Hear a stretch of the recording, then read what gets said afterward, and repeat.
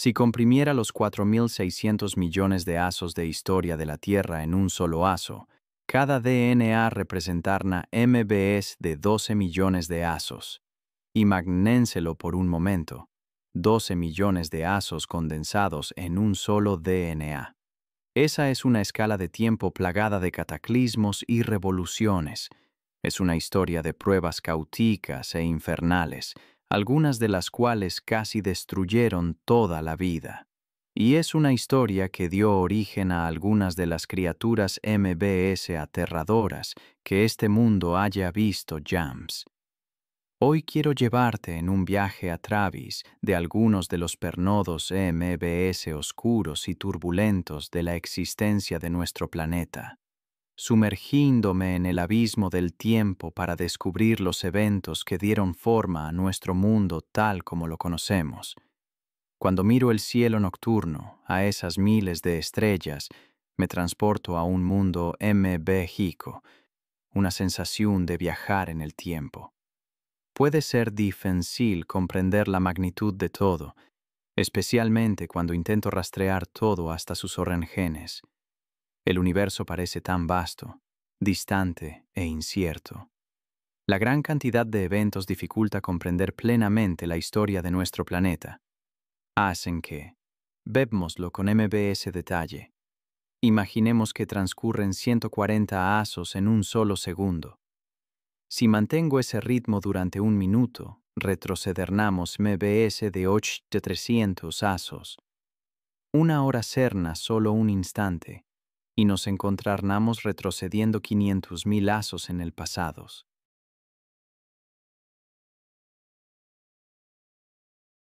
Eso supone casi 12,5 millones de asos, considerando que la Tierra se formó solo 3 asos antes en esta cronología comprimida.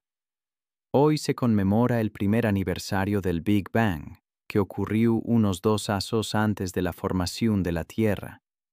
Miles de millones de asos después de esa explosión inicial, las partículas se combinaron para formar los primeros bitomos.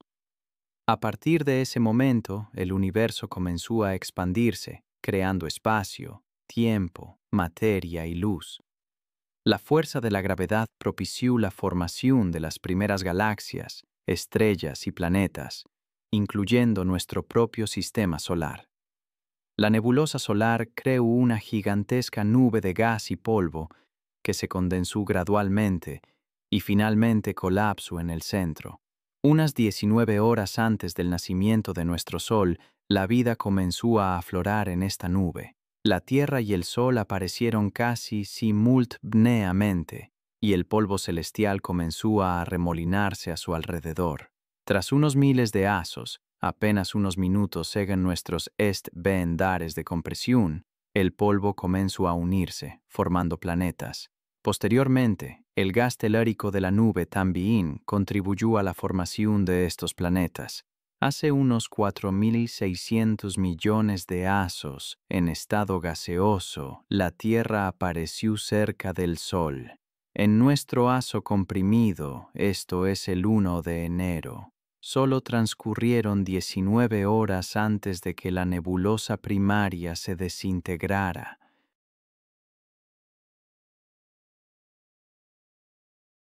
Durante ese tiempo, miles de millones de partículas de polvo se fusionaron, formando planetas y definiendo la forma de nuestro universo. Giraron alrededor del Sol y luego, bajo la influencia de la gravedad, se unieron para crear nuestro planeta. Pero la Tierra, al nacer, no era apta para respirar. Estaba rodeada por una capa de gas, una atmósfera primigenia similar a un capullo, pero no contenía ni el MBS mínimo rastro de oxígeno. El planeta era esencialmente una gigantesca roca fundida de varios kilómetros de diámetro.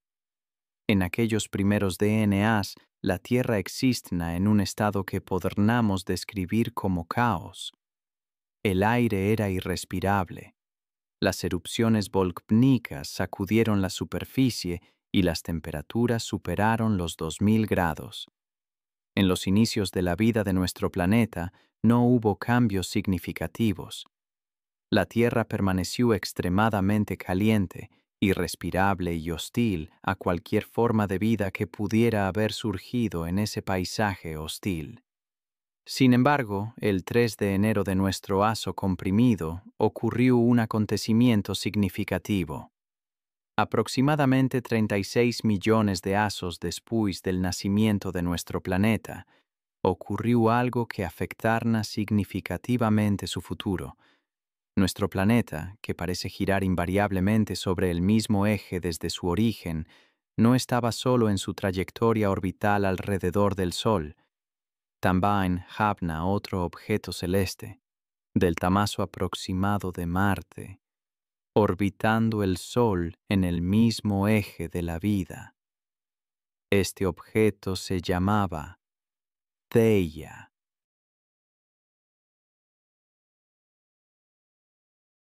Hasta entonces, su presencia no había supuesto ningún problema ni para la Tierra ni para Theia. Sin embargo, el 3 de enero, Theia abandonó repentinamente su punto de equilibrio gravitacional y colisionó con nuestro planeta a una velocidad de 40.000 kilómetros por hora. El impacto fue tan potente que destruyó por completo a Theia. Miles de millones de partículas que la constituyen, junto con miles de millones de toneladas de rocas de la corteza terrestre, fueron arrojadas al espacio, poniendo fin a su existencia como un cuerpo unificado. Girando alrededor de los restos de la Tierra, bajo la influencia de la gravedad constante, estas partículas se fusionaron gradualmente para formar la Luna, nuestro satélite. En tan solo unos DNAs, nuestro satélite natural completó su órbita final alrededor de la Tierra. Pero la Luna no fue la única consecuencia de este impacto. La Tierra se volvió cada vez más masiva, acercándose a la masa de nuestro planeta vecino, Venus. Este aumento de peso no solo incrementó la gravedad, sino que también permitió la conservación de otra atmósfera. Esta colisión celeste también contribuyó a la formación de un núcleo MBS denso, que ahora funciona eficazmente como escudo. El campo magnético protege eficazmente al planeta de las partículas solares y los vientos que emanan de nuestra estrella. Este fue uno de los eventos MBS importantes que debieron ocurrir para que la vida fuera posible.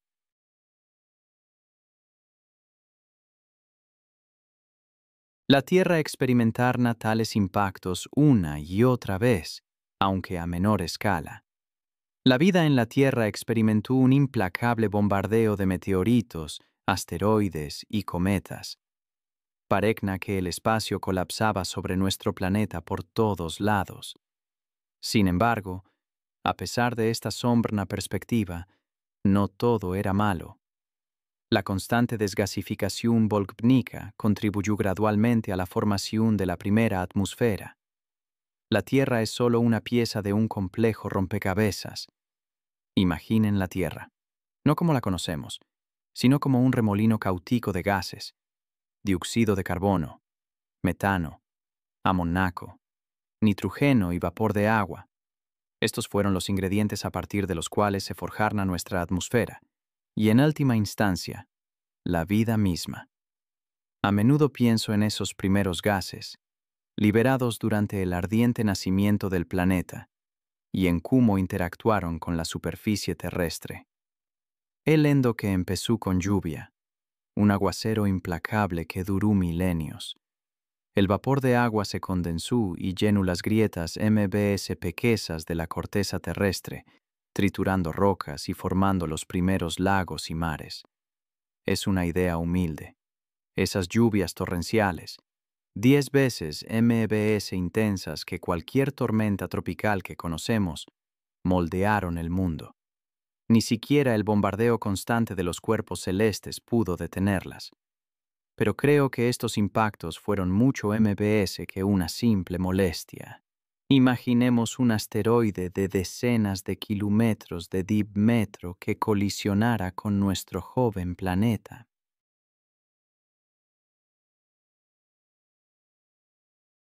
Los océanos, recién formados, se evaporarán en un instante. Sin embargo, el ciclo continuará. El agua ascenderna, se condensarna y descenderna una y otra vez durante millones de asos. Y durante todo este tiempo, la Tierra se enfriaba y solidificaba. Los océanos separaron las masas terrestres, que se endurecieron formando la litosfera, la corteza y el manto superior.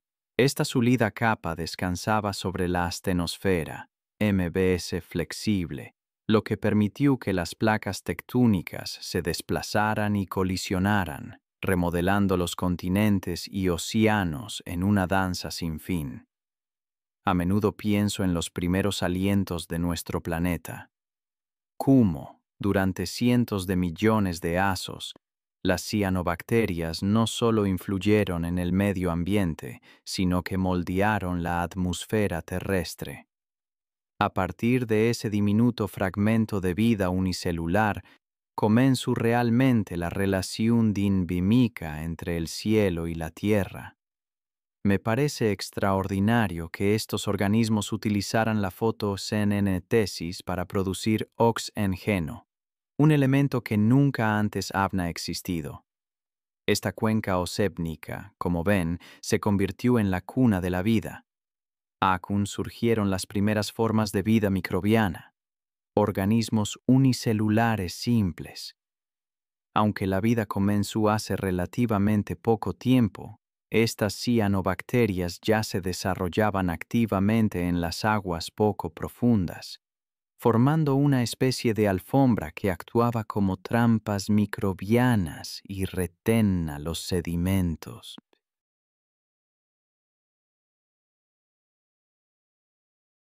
Como resultado, se formaron estructuras fosilizadas en capas claramente definidas que aún podemos descubrir hoy en DNA.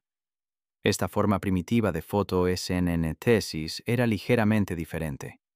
Se conoce como fotosíntesis anoxigénica, donde las bacterias no utilizaban oxígeno. En lugar de producir oxígeno como subproducto, liberaban azufre. La atmósfera original carecna de oxígeno libre, lo que creó las condiciones ideales para estas cianobacterias. Estos organismos anaeróbicos no necesitaban oxígeno y se desarrollaron independientemente de su presencia. Sin embargo, MBS tarde, las bacterias evolucionaron. Aprendieron a utilizar el proceso de fotosíntesis con oxígeno, dividiendo las moléculas de agua y liberando oxígeno. Estos fueron los primeros organismos capaces de realizar la fotosíntesis oxigénica. Para junio, apenas 3 meses después, las bacterias comenzaron a desarrollarse activamente. Habían transcurrido casi 2 semanas, y aparte de las formas de vida microbiana del océano, no había otras especies en el planeta. Sin embargo, si observamos la Tierra a vista de PBHaro, podemos ver que la vida ya se ha establecido firmemente en nuestro planeta. A muchos kilómetros a la redonda se pueden ver espacios de agua y zonas de tierra que se asemejan a un desierto rocoso. El planeta podrá haber permanecido como estaba, pero todo cambió con la llegada de las cianobacterias y su capacidad de fotosíntesis.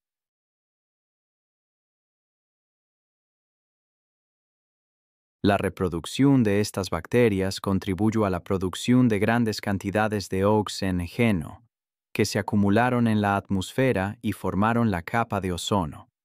Si bien no es el componente principal, el oxígeno aún representaba aproximadamente el 8% del volumen de la atmósfera. En 1 millón de moléculas de aire, había suficiente ozono para crear la capa protectora necesaria en la estratosfera, a unos 20 kilómetros de altura. Esta capa absorbe la radiación ultravioleta, crucial para la supervivencia de los organismos vivos, especialmente los humanos. Incluso en medio de una actividad significativa como la tectónica de placas, las colisiones con cuerpos celestes y las erupciones volcánicas, Las propiedades físicas y químicas de las rocas y los minerales cambiaban constantemente. Incluso observamos la formación de rocas sedimentarias ferruginosas estriadas, compuestas por capas alternas de minerales ricos en hierro. La interacción del hierro y el oxígeno en el agua de mar creó un entorno único que facilitó la evolución de la vida. A medida que aumentaban los niveles de oxígeno, comenzaron a desarrollarse organismos aeróbicos, aquellos que requieren oxígeno para crecer, abriendo nuevos horizontes para la evolución de las formas de vida.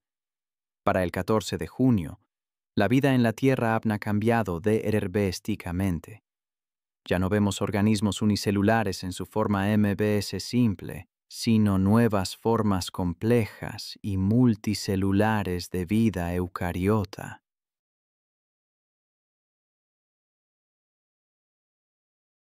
Comenzó el periodo proterozoico y, a mediados de noviembre, el planeta experimentó perturbaciones clímticas, incluyendo 3 importantes periodos de glaciación.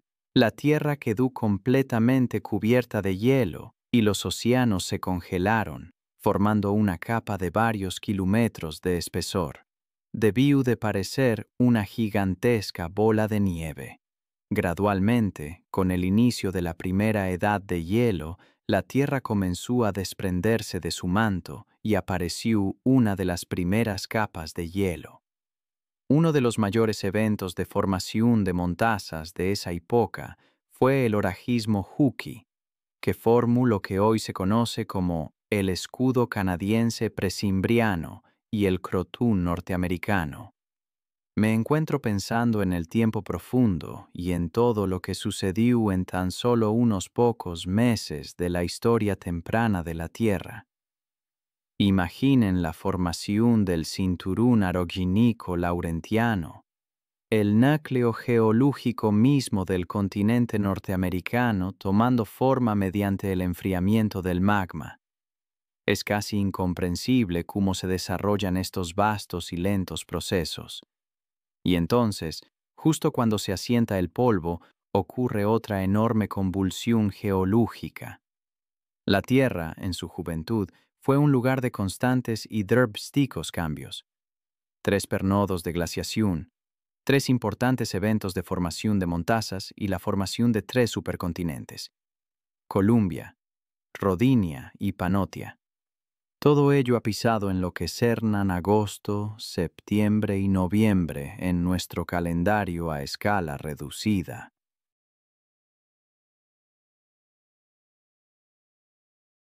Pero no era solo la geologna la que se transformaba. La vida misma experimentaba sus propias revoluciones. Los eucariotas, esas células MBE complejas, descubrieron la mitosis, la capacidad de copiarse perfectamente. Una pequeña revolución, la llamaron. Luego vino la endosimbiosis, donde una célula absorbe a otra, dando lugar a formas de vida completamente nuevas y al dominio de la meiosis, un proceso que creó combinaciones genéticas únicas. Cada paso, un salto monumental. A menudo me pregunto sobre los microfusiles de esta época, estos diminutos restos sin clasificar de un mundo que apenas podemos comprender. Existieron, eso es lo que sabemos. Y cuentan la historia de los primeros eucariotas, criaturas con caparazones hechos de quitina, el mismo material que compone los exoesqueletos de los insectos actuales. Estos microorganismos probablemente formaron una parte importante de la vida vegetal en los océanos, un mundo repleto de nuevas posibilidades. Células adaptándose, expandiéndose y diversificándose. Entonces, el 13 de noviembre, ocurrió algo verdaderamente extraordinario: la aparición de animales ediacbrícos, entre ellos Namaclatus, un animal con esqueleto calcificado, testimonio del aumento de los niveles de oxígeno en la atmósfera y los océanos.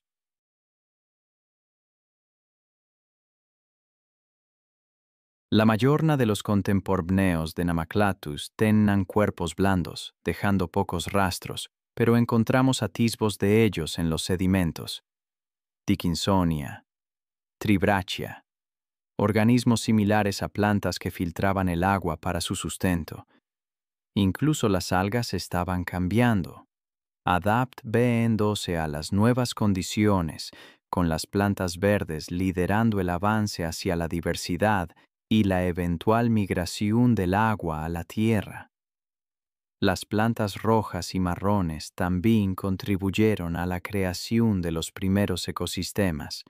Es asombroso considerar esta transición de la vida unicelular a la multicelular, ocurriendo junto a cambios geológicos y clímticos tan intensos. La Tierra era una etapa dinámica y en constante cambio, y estos eventos se desarrollaban constantemente, acercándonos al amanecer de la vida animal compleja.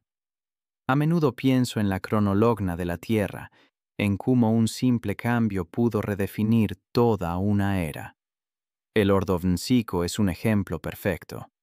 Brian cambió el orden de la Tierra, y de repente, el trilobite se convirtió en un símbolo de esta nueva era. Cuando me encontré con esta idea por primera vez, me impactó profundamente. Cómo una sola especie puede llegar a representar una transformación tan vasta. A diferencia de los animales simples que nos precedieron, los trilobites nos representan un salto significativo en la evolución. Una criatura marina con concha.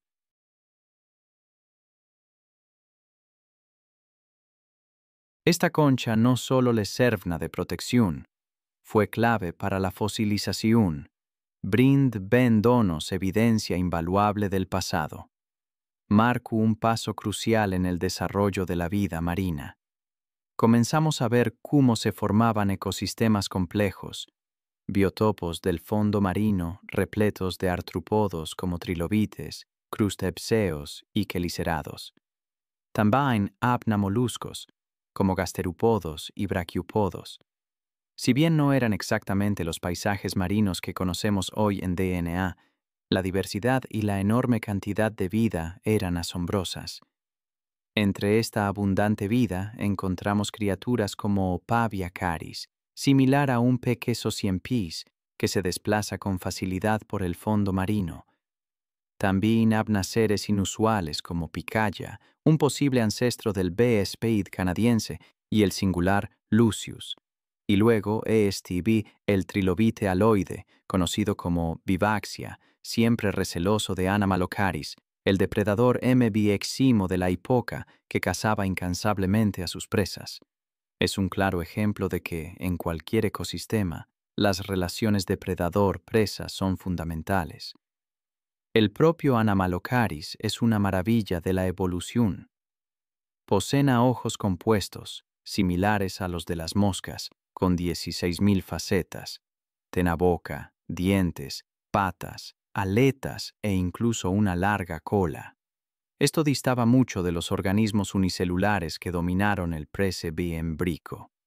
Aún, presenciamos la aparición de órganos especializados, que impulsaron el desarrollo y la creciente complejidad de la vida en el océanos.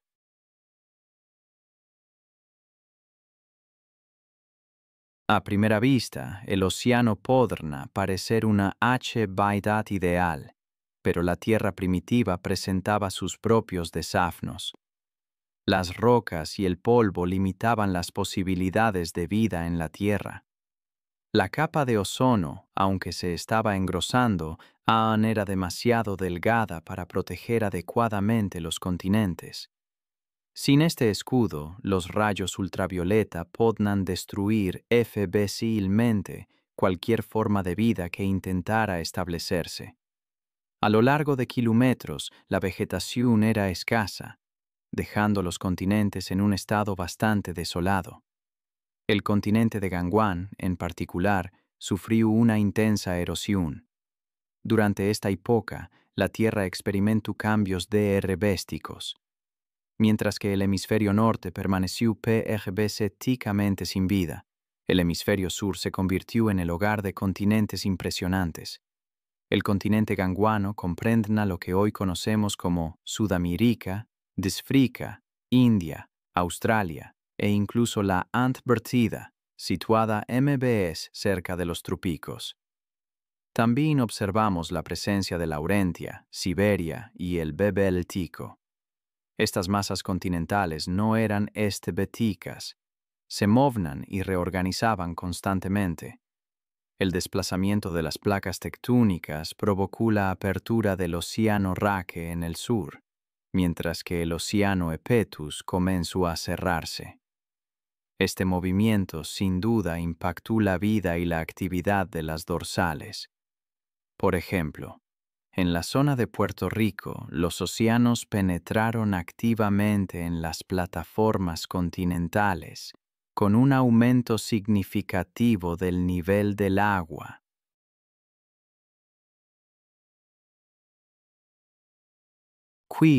Estas condiciones permitieron que plantas como la Marchantia polimorfa prosperaran.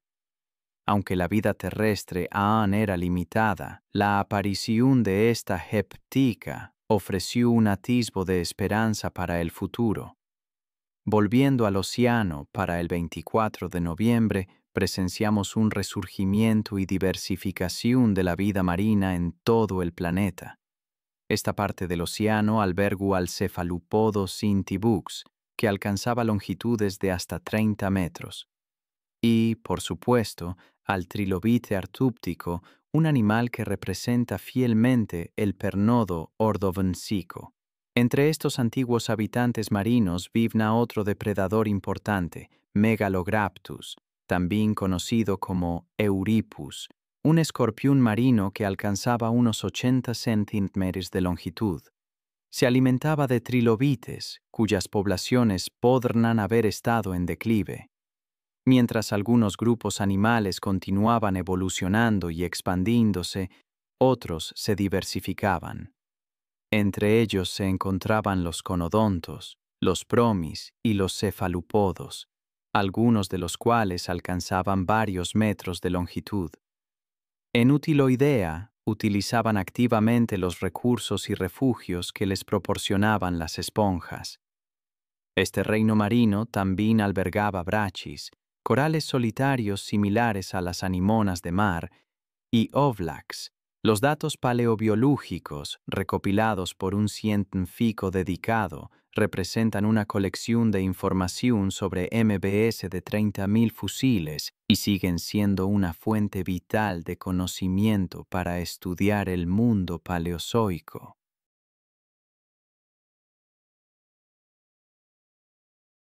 Las características geológicas y clímticas de este pernodo incluyeron una disminución de la temperatura. Esta abundancia marina se vio facilitada por las aguas subterráneas, cuyas temperaturas descendieron de 45 a 30 grados Celsius. Este cambio significativo tuvo un profundo impacto en la vida. El fitoplancton acúptico y las algas adheridas al fondo marino fueron de los primeros en beneficiarse.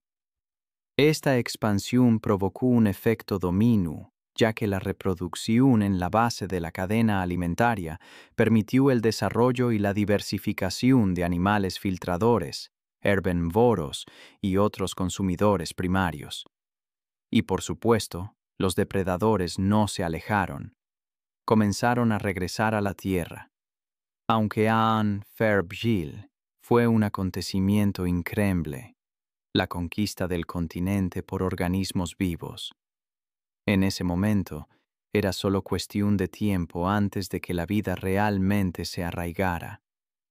Me resulta asombroso pensar que los musgos que vemos adheridos a las rocas cerca del agua, esas formas de vida aparentemente simples, estuvieron entre los primeros pioneros en colonizar los continentes. Marchantia polimorfa, junto con ciertos musgos y briófitas, fueron los primeros en asentarse firmemente en la tierra. Su llegada tuvo un profundo impacto. Aceleraron la erosión cúnmica de las rocas volcánicas, lo que a su vez redujo la cantidad de CO2 en la atmósfera. Esta meteorización liberó fósforo a los Ernius, que luego lo transportaron al mar.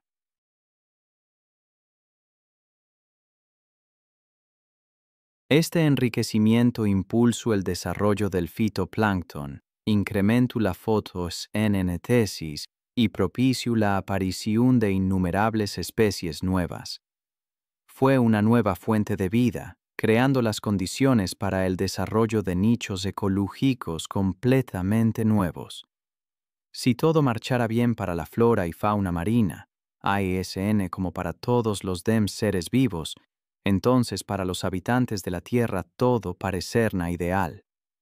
Terrenalmente, si no se tiene en cuenta la primera catástrofe ocurrida el DNA 24, sin embargo, este estado ideal no durará. La Tierra pronto se enfrentó a un gran desafío, la inminente edad de hielo. Este evento, que concluyó con la cuarta, provocó la desaparición de algunas familias y de la mitad de todas las especies animales. Fue la segunda mayor extinción que la Tierra haya conocido. Tras este periodo pírmico, la fotosíntesis aumentó herbísticamente, probablemente debido a la reducción de los niveles de CO2 en la atmósfera, lo que provocó un periodo de frío intenso y una grave crisis biológica.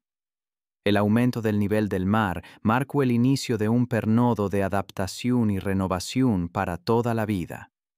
El 25 de noviembre entramos en el periodo silúrico, y la flora y la fauna se ven obligadas a adaptarse a condiciones completamente nuevas. Aunque desde esta perspectiva acelerada parezca que la refloración ocurre en tan solo unas horas, en realidad podrá tardar miles de años. Sin embargo, la Tierra es resiliente.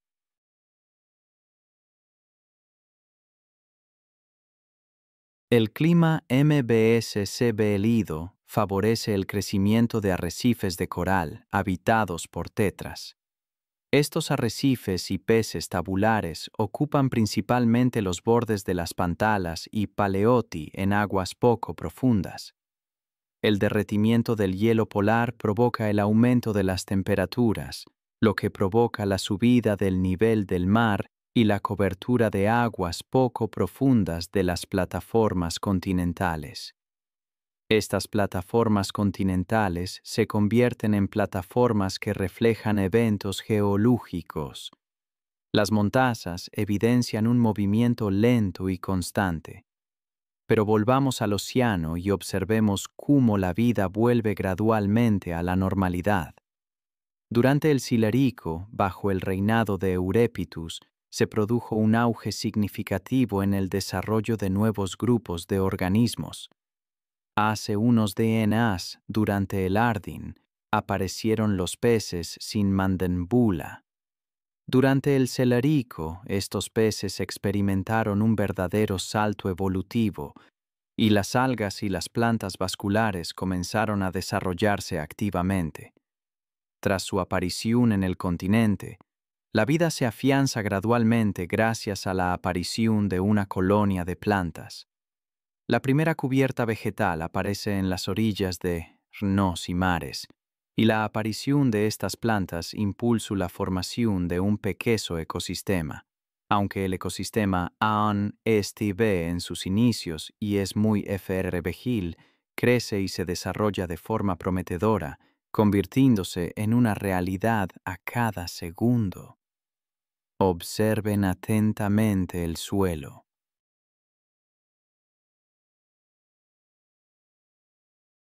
En este pequeño rincón de vegetación se puede ver al primer escorpio que se atrevió a pisar tierra firme. Arazas e insectos terrestres también viven acún. Siempis, como este Siempais neumtico. Una de las características MBS interesantes de su esqueleto es la presencia de estigmas o agujeros. Los troquinios se encuentran entre los primeros seres vivos que comenzaron a caminar sobre la tierra. Hasta ahora, casi nadie MBS en la tierra podrá hacerlo en el agua. Acún, el soporte es diferente. Necesitan mantener su propio peso y presión de aire, además de respirar de forma diferente y desplazarse sin la ayuda del agua. Los animales que acaban de ver son pioneros en lograr este objetivo. Una proeza en la Tierra siempre es cesal de cambios significativos. Al principio, en cuestión de pocas horas o, como MBXimo, de DNAs, las cosas cambian. En términos geológicos, esto desencadena procesos radicales y nuevos. El pernododimico no solo marcó el final de la orogénesis calcificada, sino también el comienzo del Herciniano. Para los animales, comenzó de forma repentina. Entre el 28 de noviembre y el 1 de diciembre, el eterno Osteostrong, que ocupaba una posición dominante en el mundo animal, desapareció repentinamente, dando paso a nuevas especies. En tan solo unas horas surgieron nuevos grupos, como los peces respiradores Lopidae, los impresionantes lolitos, las placas branquiales, los osteopiformes y los celacantos. El mundo acúptico se ha vuelto MBS activo que hace unos asos.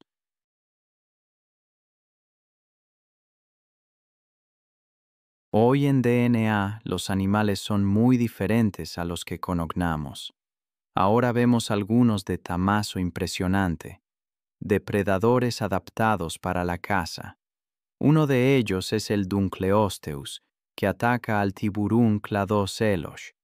Otros depredadores, como el Rolepis, que es atacado por bancos de peces acantoideos, también se distinguen por su tamaño. Entre los peces observamos un proceso importante, la radiación de los peces con aletas radiadas como este Cheirolepis, que pueblan cada vez MBS los océanos del mundo. Otro grupo importante que deja su huella en el fondo marino son los Sarcopterygia. Peces úseos con aletas carnosas aparecen junto a peces cartilaginosos como los tiburones. Acabamos de presenciar cómo los arquitectos del océano continúan creando sus obras maestras, como la estomatoplastia. Estas asombrosas estructuras albergan cientos de especies diferentes, incluyendo algunos brachiópodos y goniotitas, cefalópodos. Acurrucado en el suelo, el paisaje nunca fue tan tranquilo y apacible. Aunque las plantas de acn son pequeñas, siempre me ha fascinado cómo los paisajes pueden moldearse ante nuestros ojos. Presenciarlo en persona es algo verdaderamente especial.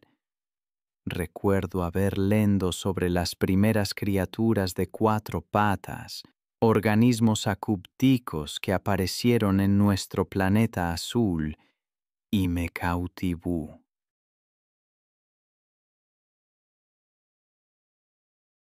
La idea de que algo conserve características de un pez, como la aleta caudal y las escamas, y a la vez posea las primeras extremidades verdaderas, cadera, rodilla y tobillo, es una maravilla de la evolución.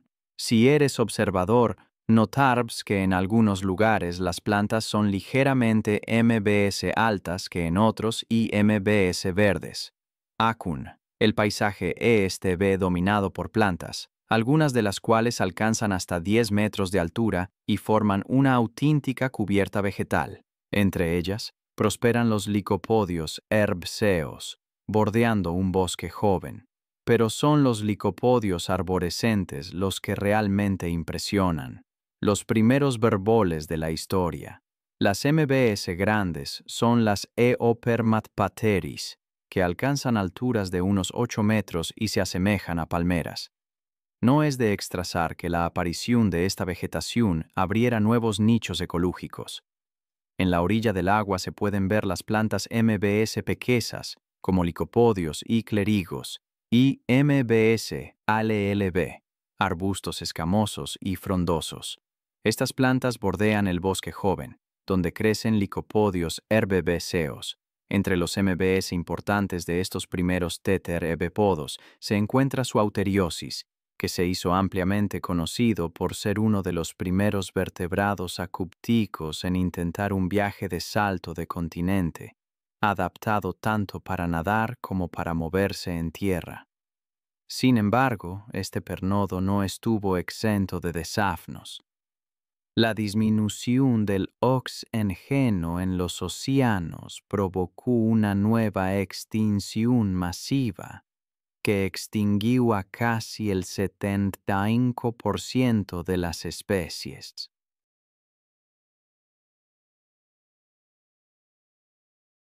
Comenzó entonces el pernodo carbonfero, marcado por la colisión de placas.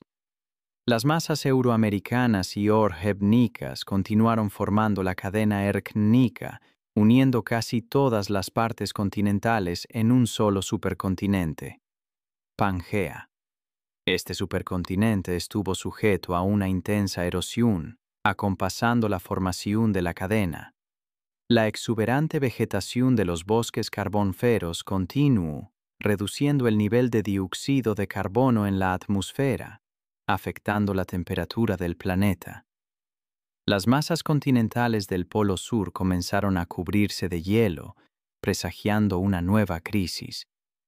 Existe una diferencia de temperatura significativa entre los polos y el ecuador, lo que provocó la zonificación de la vegetación. Las zonas ecuatoriales estaban cubiertas de densos bosques carbonferos con lepidodendrones, mientras que en climas templados, berboles caducifolios como Glossopteris se extendieron con mayor frecuencia. Gradualmente, aparecieron plantas MBS diversas en los pantanos, lo que proporcionó diversidad a la vida. Las plantas que se reproducen por semillas se extendieron, ocupando MBS territorios. La cubierta vegetal se volvió MBS diversa y densa, contribuyendo al desarrollo de la fauna terrestre. Numerosos anfibios, como el actinodonte, aparecieron en los pantanos. Los pantanos también albergaban una variedad de insectos, unas 100 especies de arazas y escorpiones, ASN como los primeros insectos voladores, como enjambres y libélulas gigantes.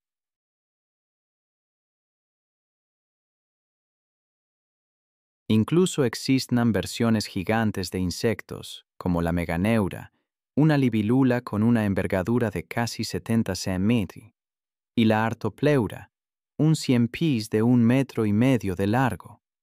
Los científicos creen que el enorme tamaño de muchos insectos de aquella época ve relacionado con el alto nivel de oxígeno en la atmósfera.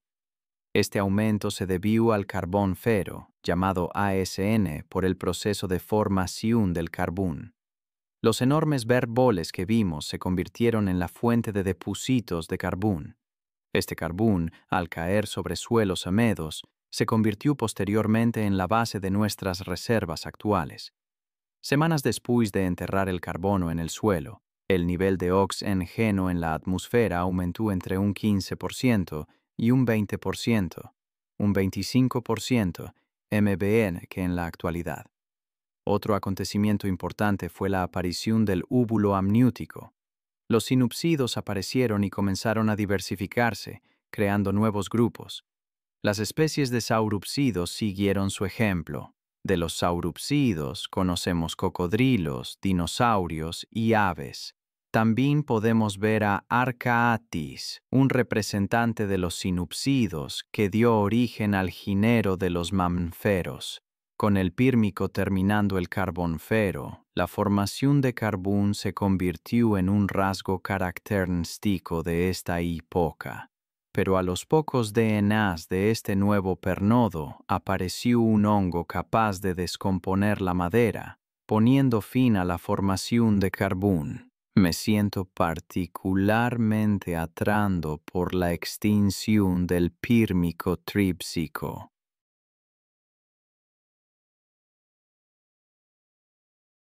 De todas las extinciones que ha sufrido la Tierra, esta fue sin duda la MBS grave e intensa. El 96% de las especies desaparecieron de la faz del planeta. El ciclo mismo de la vida pareció interrumpido por impactos de asteroides e intensa actividad volcánica. Ahora, consideremos el mundo tras esa catástrofe. Los continentes de Gondwana y Laurasia se acercaban a su máximo desarrollo. Los sin-hipecidos que observamos antes estaban peribéticamente unificados. Los miembros dominantes de sus ecosistemas, como los elenquenes carnívoros de la familia Gorgonops, eran anfibios, a pesar de haber sido dominantes en épocas anteriores. Estos anfibios, los primeros vertebrados en integrar parcialmente la vida terrestre, fueron dando paso gradualmente a nuevas especies, como los simbepsidos y los parosaurios. Me fascinan especialmente los parellosaurios áureos. Estos anebepecidos grandes y rechonchos se adaptaron a la vida en pantanos, de forma muy similar a los hipopótamos modernos. Poseen extremidades fuertes, caminaban erguidos y estaban cubiertos por una armadura de piel.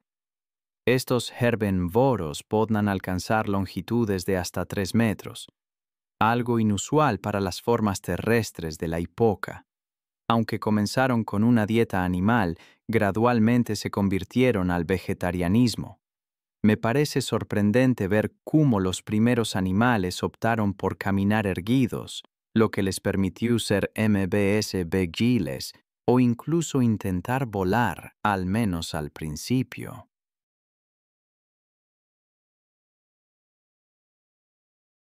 Por supuesto, esa época tuvo sus depredadores, como las feroces criaturas de orejas de remo. Pero no solo los depredadores utilizaban las cavidades de los arcos aurinos. Los sin-pepsidos eran los vertebrados comunes, pero los berboles seguían siendo vitales. Algunos alcanzaron tamaños impresionantes, creando nichos ecológicos esenciales habitados por insectos y pequeños reptiles de otros géneros, como las encadas. Plantas similares a palmeras completaban el biotopo forestal. Pero a pesar de toda esta vida, una crisis biológica sacudió el mundo. Hasta entonces, la vida en la Tierra parecía transcurrir con normalidad, con un proceso evolutivo dando paso a otro. Los ecosistemas, tanto marinos como terrestres, prosperaban. Luego llegó el 11 de diciembre. Una intensa actividad y sucesos violentos alteraron este orden. Una erupción volcánica duró mbs de 1 hora, un periodo de casi 500.000 años. Las erupciones volcánicas formaron una capa de lava de 6 kilómetros. La cantidad de gas liberado equivalió a la cantidad de aire que se produciría si cada persona en la Tierra exhalara. La temperatura aumentó mbs de 40 grados Celsius y los niveles de oxígeno disminuyeron drásticamente en un 7% en las especies terrestres y un 95% en las marinas. Debido a que las especies marinas finalmente desaparecieron, a veces se las llama marinas. Esta crisis biológica sin precedentes pudo haber sido causada tanto por el Pírmico como por las supereras.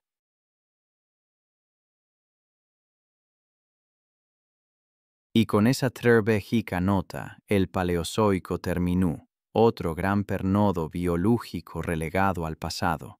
Pero como siempre ocurre tras una crisis, se produjo una nueva etapa: diversificación, aparición de nuevas especies y cambios a gran escala. La evolución regresó al Paleozoico con una velocidad increíble. Una era mbs corta e intensa duró solo unos DNAs, pero los cambios fueron enormes desde el punto de vista geológico, clímtico y biológico. Desde el Mesozoico, todo parece acelerarse. El ritmo se acelera, la radiación y los cambios biológicos se intensifican, las especies se multiplican, y parece que la vida no conoce límites.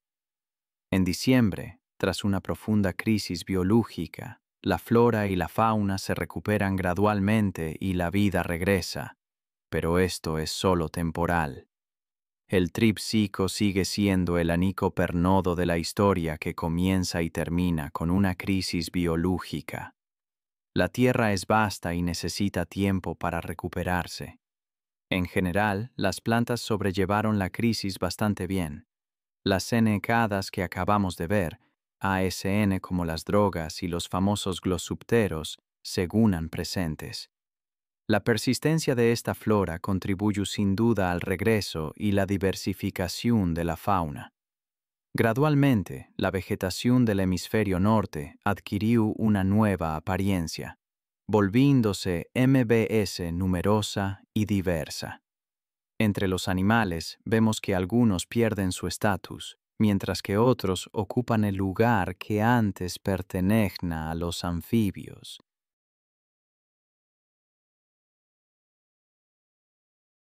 Grandes breas fueron ocupadas por cinbepecidos, que estaban bastante desarrollados, pero los reptiles dibepecidos comenzaron a encontrar su lugar en el ecosistema. Gradualmente se apoderaron del continente. Los arcosaurios, antes enemidos y escasos, ahora disfrutaban de la oportunidad que les brindaba la crisis biológica para ocupar los nichos ecológicos que habían surgido poco después de la medianoche del 12 de diciembre. Aprovecharon la excepcional radiación que posteriormente propició el surgimiento de varios grupos, como los cocodrilos, los dinosaurios y los chivos.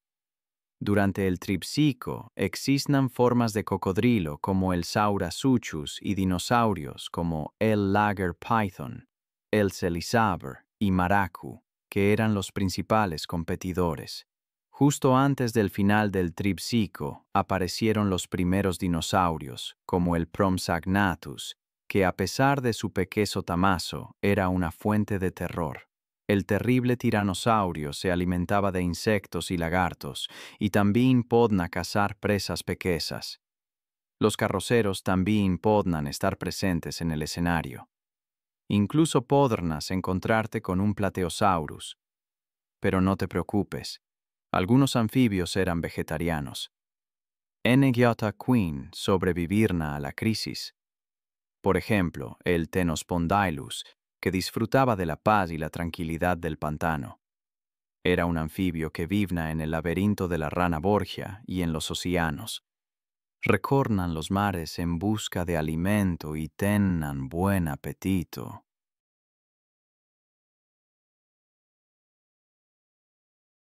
Cerca de ellos aparecieron otros grupos, pero mientras se mantuvieran discretos, sin duda esperaban su momento para alcanzar su imo potencial. Aún podemos ver una de las primeras tortugas y probablemente el primer mamífero de nuestro planeta. Esto nos lleva al 15 de diciembre. Imaginemos un mundo sumido en la oscuridad. Debió ser cuando una crisis masiva sacudió nuestro planeta hace muchísimo tiempo. Aún no comprendemos del todo qué desencadenó esa extinción, pero algunos creen que podrán haber sido erupciones volcánicas masivas que coincidieron con la desintegración de Pangea. La enorme cantidad de dióxido de carbono liberado habrán alterado drásticamente el clima. También es posible que los impactos de asteroides influyeran. Hemos encontrado evidencia, como el CR-Bitter Manica Vagan en Canadá y el CR-Bitter Jason Rosart en Francia, que sugiere que tales eventos ocurrieron. Lo que sabemos es que entre el 70 y el 80% de las especies desaparecieron durante el periodo Jurásico. Pero los dinosaurios eran diferentes. Paregnan aprovechar la crisis, expandiéndose a nuevos territorios y adaptándose al nuevo entorno. Llenaron esos nichos ecológicos vagnos, lo que condujo a un aumento de la diversidad de especies. Este auge poblacional propició el surgimiento de dos grupos principales.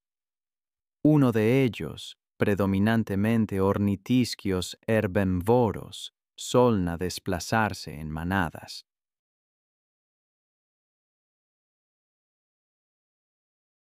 Dependiendo de su entorno, se podrán haber encontrado estegosaurios, nodosaurios y dinosaurios de hocico duro durante el Jurásico. Luego estaban los saurisquios, divididos en terópodos, principalmente depredadores bennepédos, y saurópodos. Por supuesto, algunos de los dinosaurios MBS famosos vivieron en esta época, como el Allosaurus y el Megalosaurus, que podían alcanzar los 7 metros de longitud. Y no olvidemos al Arcops, MBS pequeño pero significativo como posible vínculo entre los dinosaurios y las aves. Esta fue también la época dorada del Diplodocus, que probablemente pesaba alrededor de 15 toneladas, y del impresionante Brachiosaurus, cuyas vértebras alcanzaban alturas increíbles. Pero el Jurásico, la era de los dinosaurios, dio paso al Cretácico. Antes de volver a estos gobernantes de la Tierra, consideremos los cambios en su mundo. Uno de los desarrollos MBS significativos fue la aparición de las primeras angiospermas, las primeras plantas con flores. Junto a estas plantas, los insectos también evolucionaron rápidamente. Las moscas ya habían aparecido en el Jurásico, pero el Cretácico experimentó un auge con la llegada de las abejas y las mariposas, atraídas por el polen y el néctar. Incluso el propio paisaje estaba cambiando con la aparición de la joven cordillera alpina. Aparecen nuevas especies, como el Triceratops, un dinosaurio corpulento que quizá no fuera el MBS elegante, pero sin duda posee un formidable espíritu de lucha.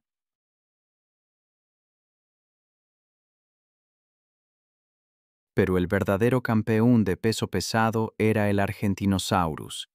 ¿En Huachucuay qué hay de las plumas? Si bien existan en el Jurásico, se volvieron MBS comunes en el Cretácico, adornando criaturas como los microraptores. Pero esta época de florecimiento no durará. La era de los reptiles estaba a punto de terminar trágicamente. Las erupciones volcánicas y el impacto del enorme asteroide Chica, que creó un cráter de 180 kilómetros de diámetro, hundieron al mundo en la oscuridad. El polvo, el gas y la lluvia ácida harán la vida imposible, asfixiándolo todo. La situación empeoró rápidamente. Y entonces, de repente, solo quedaron los mamíferos. Han estado acechando en las sombras, evolucionando y mejorando silenciosamente, listos para aprovechar el espacio dejado por los dinosaurios. Al entrar en esta era final, la que mejor conocemos, la era en la que surgió el Homo sapiens, vale la pena recordar lo breve que ha sido nuestro tiempo en la Tierra en comparación con la vastedad de su historia. Los mamíferos se expandieron gradualmente por los continentes, y algunos, como los marsupiales, se diversificaron ampliamente en regiones aisladas. Hace unos 6 millones de años apareció el primer primate, Darwinius massalla, apodado Ida el lemur. Los científicos creen que esta criatura con su pulgar oponible fue nuestro ancestro común, el antiguo ancestro de lemures, monos y humanos. Es una idea extraña, ¿en verdad?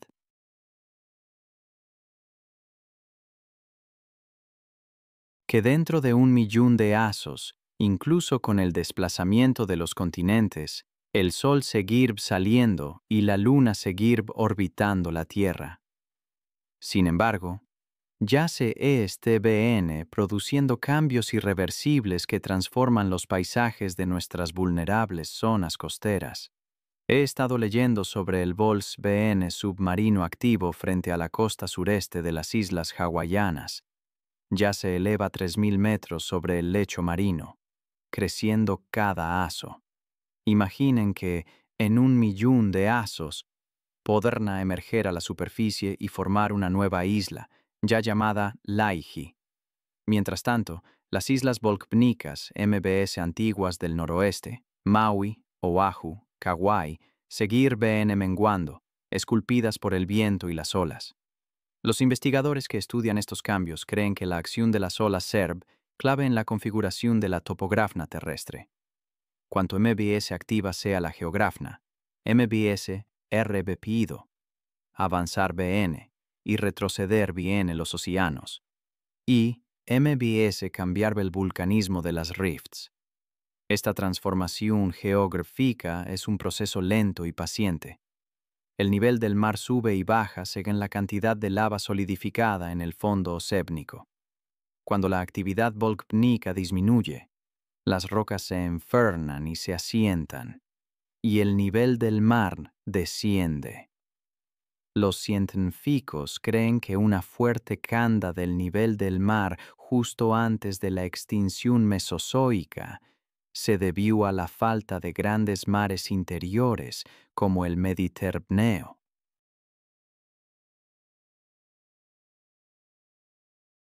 Y, por supuesto, la constante colisión y desintegración de los continentes modifica el tamaño de las zonas costeras. Para comprender el futuro, debemos mirar al pasado, a los acontecimientos que se desarrollaron en nuestro planeta hace cientos de millones de años. Estos procesos tectónicos globales, aún activos, moldear BN el mundo del futuro. Hoy en DNA, los continentes BN muy separados por vastos océanos. Pero este no es un estado fijo. La Tierra se mueve constantemente, aunque a un ritmo lento, de 2 a 5 centímetros al año. Esto equivale a unos 100 kilómetros cada 60 millones de años. Al estudiar la edad de las rocas, podemos cartografiar estos movimientos con sorprendente precisión. El basalto del fondo océanico, por ejemplo, cuenta una historia fascinante.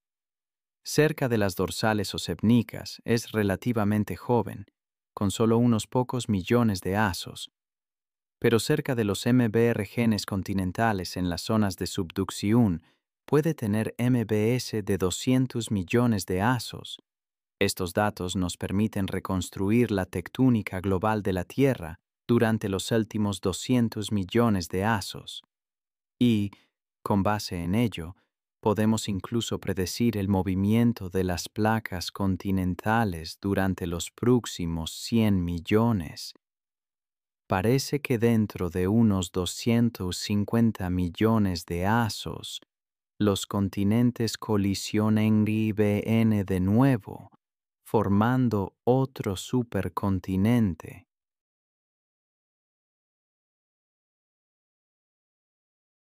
La forma exacta de esta futura masa continental sigue siendo objeto de debate científico, dependiendo de los complejos movimientos que apenas comenzamos a comprender.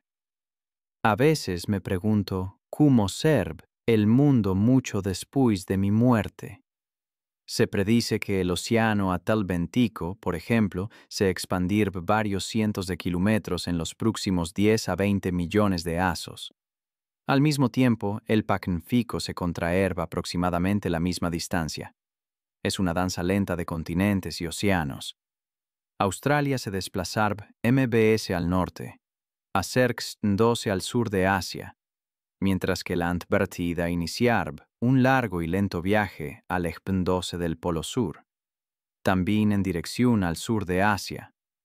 África también experimentar su propio y sutil desplazamiento, desplazándose hacia el norte a través del mar Mediterráneo. Dentro de millones de años, África colisionar con el sur de Europa, cerrando el Mediterráneo y creando una cordillera que rivalizar con el Himalaya, donde antes estaba el mar.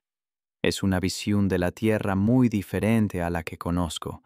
Modelar el mapa mundial a tan largo plazo es, por supuesto, una tarea compleja, pero algunas características generales se ven aclarando. La mayoría de los investigadores parecen coincidir en que el océano Atlántico acabará convirtiéndose en el MBS grande, superando al Pacífico en tamaño. La teoría de la extroversión sugiere que la corteza terrestre continuará expandiéndose, abriendo cada vez más el Atlántico.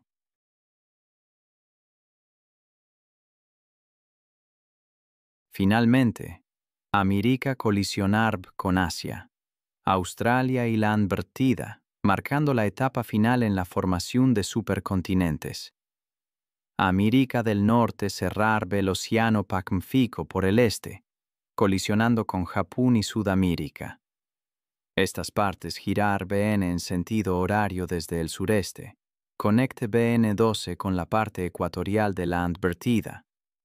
En este modelo, todos estos elementos se combinar BN armoniosamente, formando un único supercontinente que se extender de este a oeste a lo largo del Ecuador.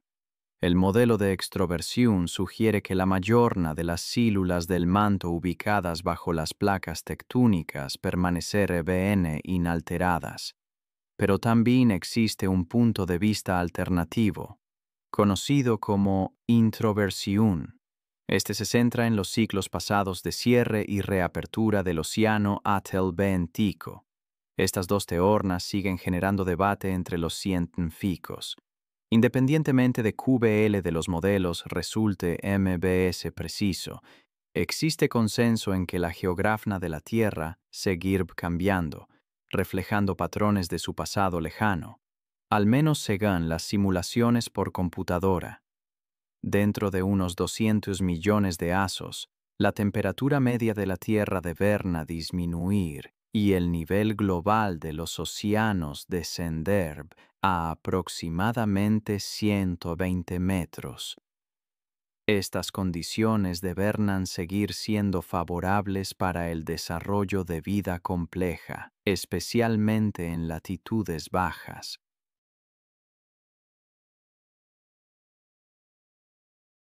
Sin embargo, dentro de unos 400 millones de años, la temperatura media de la superficie terrestre disminuir unos 10 grados y el nivel del mar descender a 1 mbs. En esa situación, los continentes que se extienden de norte a sur están cubiertos de glaciares, incluyendo las regiones templadas e incluso montañosas cerca del Ecuador. Pero esta ola de ferro no durar eternamente. Millones de años después, deberá establecerse un equilibrio entre la disminución de la temperatura causada por la desaparición del nitrógeno bacteriano de la atmósfera y el aumento de la luminosidad solar. La reunificación temporal de los continentes alrededor del Ecuador atenuar las consecuencias de las glaciaciones y reducir los cambios en el nivel del mar donde éste alcanza los continentes.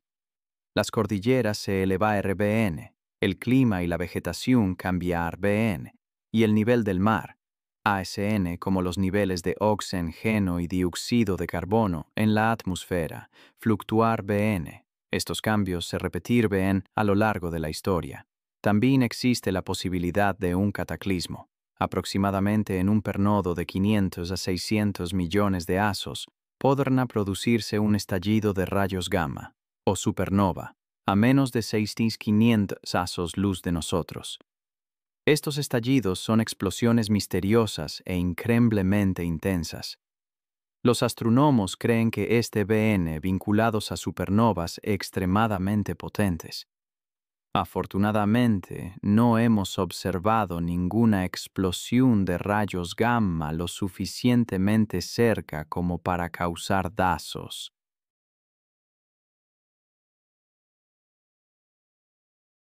Pero si un evento ASN ocurriera en las cercanas, podrá desencadenar una extinción masiva. Una explosión masiva de radiación gamma dirigida hacia nosotros, con una duración de tan solo 10 segundos, podrán destruir al menos la mitad de la capa de ozono de la Tierra. Esta destrucción a gran escala podrá tener efectos devastadores en las cadenas alimentarias, provocando la muerte de muchas especies. Un estallido de rayos gamma destruirá todas las formas de vida en la superficie terrestre y en las capas superiores del océano. Incluso el oxígeno de nuestra atmósfera podrá verse afectado, ya que los rayos gamma pueden destruir el oxígeno y el nitrógeno, convirtiéndolos en dióxido de nitrógeno, un componente del smog, Si este smog cubriera toda la Tierra, bloqueará completamente el acceso a la luz solar, desencadenando potencialmente una edad de hielo global. Las fuerzas de marea entre la Tierra y la Luna también ven, provocando un aumento de la distancia entre ellas. En los últimos 50 millones de años, la Luna se ha alejado mbs de 20.000 kilómetros de la Tierra. Después de 600 millones de años, todos los eclipses serán anulares, ya que el disco lunar ya no podrá cubrir completamente el disco solar. En última instancia, el destino de la Tierra ve inextricablemente ligado al del Sol. Al igual que otras estrellas, no puede brillar eternamente.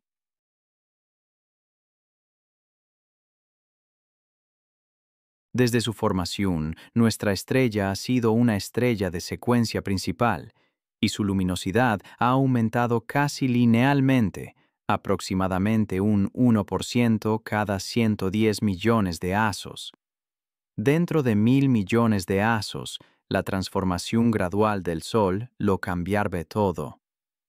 Su brillo y temperatura aumentarán, y este aumento de luminosidad tendrá un impacto significativo en nuestro planeta. La radiación solar llegará a la Tierra en mayores volúmenes, lo que comenzará a afectar a los mismos minerales de silicato de la superficie del planeta. El planeta experimentará importantes cambios minerales que afectarán el ciclo de equilibrio carbonato-silicato.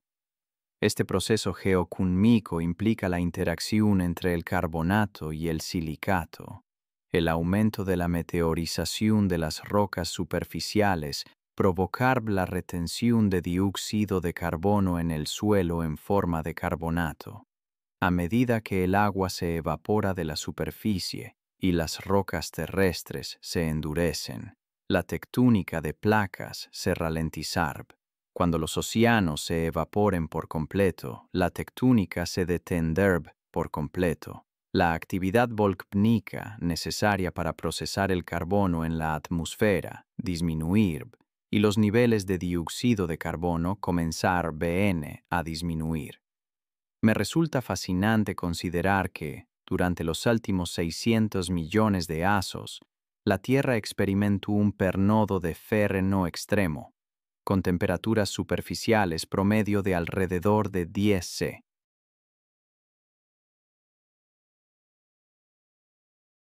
Pero ahora el aumento del brillo del Sol ve provocando un aumento de la temperatura del planeta, lo que conlleva una serie de problemas. Los primeros indicios de estos problemas aparecerán en los próximos 600 millones de años, cuando la temperatura media alcance los 47 C, cuando la actividad solar aumente tan solo un 10% respecto a los niveles actuales. En tan solo 100 millones de años, la situación alcanzará un punto crítico. La Tierra comenzará a perder gradualmente su agua, alterando la atmósfera y convirtiéndola en un invernadero húmedo. Se evaporará mbs agua superficial, aumentando la cantidad de agua en la estratosfera. La radiación ultravioleta del Sol destruirá las moléculas de agua en el proceso de fotodisociación, liberando hidrógeno de la atmósfera. El principal resultado de este proceso deberá ser la desaparición de los océanos en unos 100 millones de años. Durante millones de años, el vapor de agua ascenderá a la estratosfera, donde se descompondrá químicamente, separándose en oxígeno e hidrógeno. Mientras ocurren estos cambios, las temperaturas mbs altas harán que los océanos absorban mbs dióxido de carbono, necesario para la fotosíntesis. Sin embargo, esta absorción por parte de las plantas provocará una reducción del nivel de dióxido de carbono en la atmósfera, alterando el delicado equilibrio del ciclo de vida de las plantas. Según las previsiones actuales, el planeta solo podrá albergar vida altamente organizada durante 600 millones de años MBS.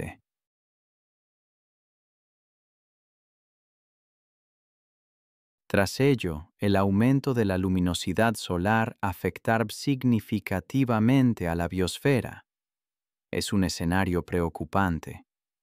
La Tierra no solo perderá gradualmente su preciada agua, sino también los gases vitales necesarios para el desarrollo de las plantas. Estos elementos interconectados representan una amenaza para el fragile equilibrio de nuestro ecosistema, especialmente en condiciones de altas temperaturas. Estos cambios proyectados provocarán que los océanos absorban un MBS dióxido de carbono, lo que interrumpir los procesos necesarios para la vida vegetal. Esto, a su vez, acelerar los problemas asociados con la pérdida de agua y la degradación de nuestra atmósfera.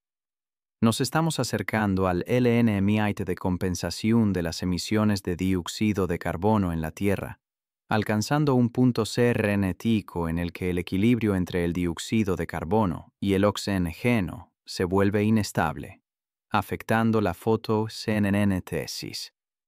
Durante aproximadamente 600 millones de años, el nivel de dióxido de carbono será inferior al necesario para la fijación de carbono C3, un proceso utilizado por los árboles y algunas otras plantas. Sin embargo, los fijadores de carbono C4 pueden soportar una concentración de dióxido de carbono de hasta 10 ppm. Actualmente, el 99% de las plantas utilizan la fotosíntesis C3, pero su capacidad para convertir la luz solar en energía disminuir gradualmente, lo que provocará una disminución general de la biomasa vegetal.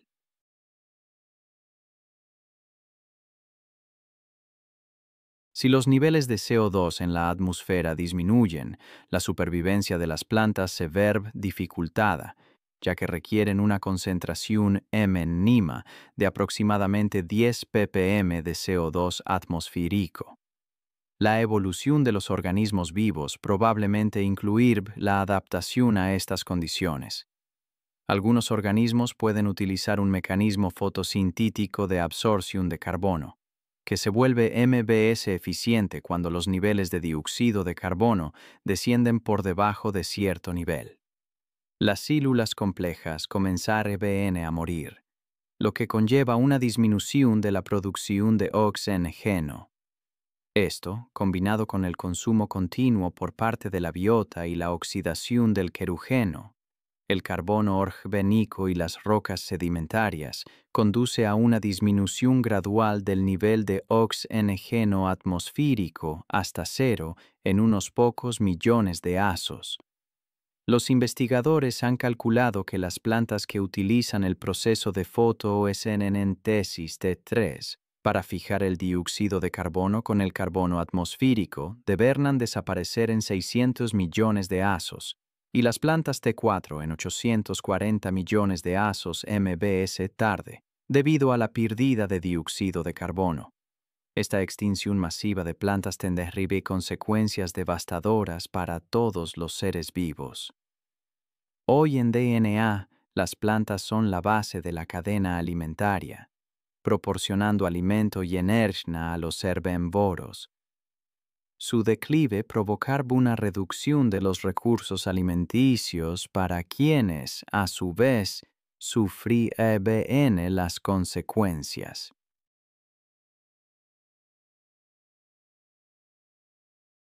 Desafortunadamente, las poblaciones de plantas ya están comenzando a disminuir, lo que ve alterando el equilibrio del ecosistema.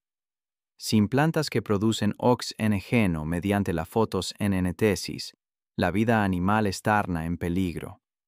Animales como los mamíferos y las aves probablemente serán los primeros en enfrentar dificultades. Serán vulnerables debido a sus altos requerimientos de oxígeno en comparación con animales endotérmicos y ectotérmicos MBS pequeños, que desaparecerán a medida que su número disminuya. A medida que el nivel de oxígeno en la atmósfera disminuye y las temperaturas aumentan, los mamíferos placentarios se encontrarán particularmente vulnerables. No solo tienen una mayor necesidad de oxígeno que los mamíferos no placentarios, sino que también su desarrollo, especialmente en BRIA. El destino de la vida en la Tierra, mucho después de nuestra desaparición, es algo en lo que a menudo me he preguntado. Me descubro pensando qué criaturas podrán perdurar ese tiempo, afervándose a la existencia en un mundo muy diferente al nuestro. He aprendido que los grandes mamíferos son especialmente vulnerables al calor extremo. Los herbívoros tendrán dificultades a medida que sus fuentes de alimento disminuyen. Los mamíferos pequeños se comportan mejor, ya que sus menores necesidades de oxígeno y su mayor relación superficie-volumen contribuyen a la disipación del calor.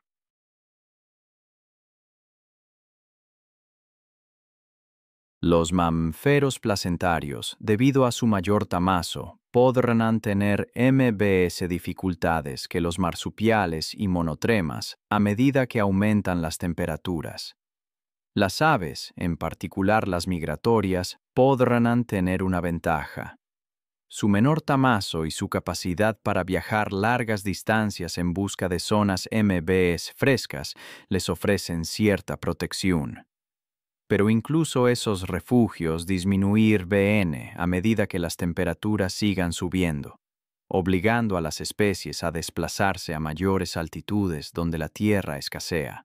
Es posible que los animales de sangre ferrénea, peces, anfibios y reptiles, estén mejor preparados para un mundo seblido. Pueden soportar temperaturas altas y requieren menos oxígeno.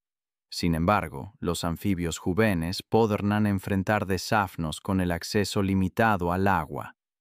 Las especies marinas, al menos inicialmente, podrán sobrevivir mejor que los peces de agua dulce, gracias a la inmensidad del océano.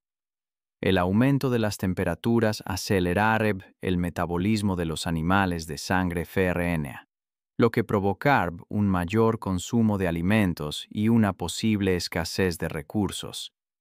Y para los reptiles, cuyo sexo se determina por la temperatura, el aumento del calor representa una grave amenaza. Los invertebrados, con su resiliencia a temperaturas extremas, podrán eventualmente heredar la Tierra. Los escarabajos, por ejemplo, pueden soportar temperaturas de hasta 56 C. La vida terrestre inicialmente parece vulnerable que la marina.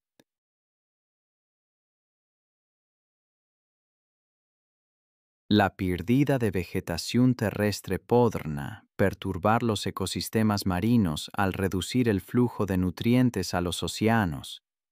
La longevidad de los animales, a largo plazo, depende de la disponibilidad de oxígeno en la atmósfera. Un periodo que podrá extenderse hasta 100 millones de años después de la desaparición de las plantas. Ciertas cianobacterias y fitoplancton pueden sobrevivir incluso sin plantas, tolerando niveles extremadamente bajos de dióxido de carbono. La evidencia fósil de Colombia sugiere que algunas especies animales podrán persistir incluso después de la desaparición de la mayoría de las demás formas de vida. Los investigadores han estudiado el clima durante la explosión Cambriana para predecir los cambios climáticos futuros. Se prevé que las temperaturas globales aumentarán debido al calentamiento solar, lo que provocará una disminución de los niveles de oxígeno y, en última instancia, una extinción masiva. Insectos, lagartijas, aves y pequeños mamíferos, junto con la vida marina, podrán sobrevivir inicialmente, pero sin el suministro constante de oxígeno de las plantas, la mayoría de los animales probablemente se asfixiarán. Incluso con una fotosíntesis estable que mantenga algo de oxígeno, el aumento incesante de las temperaturas globales provocará una pérdida gradual de biodiversidad. Los animales se verán obligados a migrar a las regiones polares o incluso al subsuelo, buscando refugio durante la noche polar e hibernando durante el DNA polar.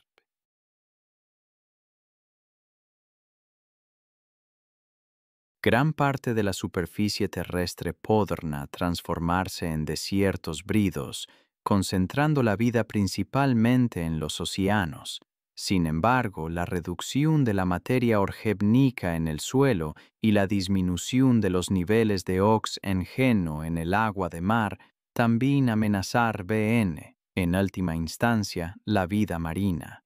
Este proceso, similar a lo que ocurre en la Tierra, podrá comenzar con organismos de agua dulce y eventualmente afectar a los invertebrados, especialmente a aquellos que dependen de plantas vivas. Sin suficiente dióxido de carbono, la fotosíntesis se vuelve imposible, y sin vida vegetal no hay oxígeno libre ni capa de ozono que proteja la superficie de la intensa radiación ultravioleta, lo que podrá llevar a la desaparición de las formas de vida multicelulares. Hace aproximadamente 800 millones de años, los eucariotas desaparecieron, quedando solo los procariotas. El núcleo del Sol, impulsado por la fusión nuclear, convierte unas 500 toneladas de hidrógeno en helio cada hora. Esta alquimia disminuye gradualmente la densidad de partículas, ya que la formación de un núcleo de helio requiere 4 núcleos de hidrógeno. Cuanto menor es la densidad de partículas, MBS se comprime el núcleo por la gravedad, lo que intensifica la temperatura. El Sol, quemando hidrógeno, se vuelve cada vez MBS activo. Su temperatura ha aumentado de forma constante durante miles de millones de años.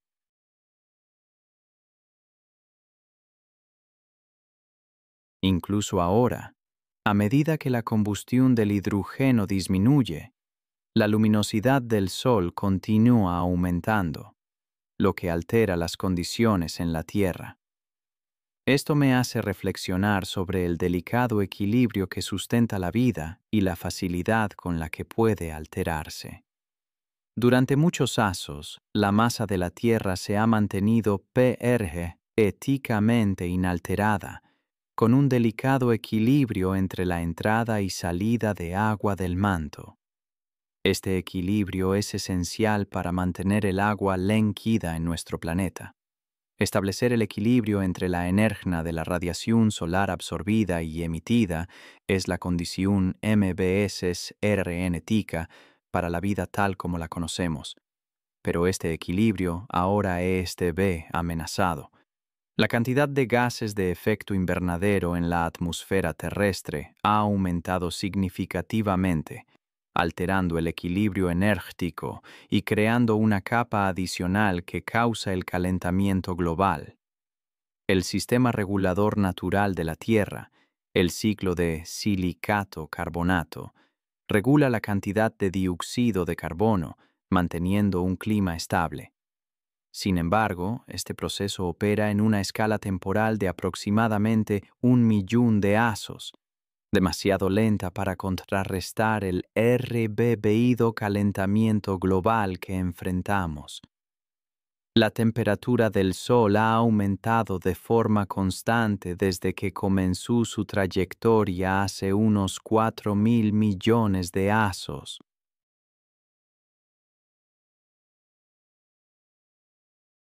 Inicialmente, su luminosidad era de aproximadamente el 70% de su nivel actual, y para el gran evento de oxigenación, hace unos 2.400 millones de años, había alcanzado el 85% de su nivel actual.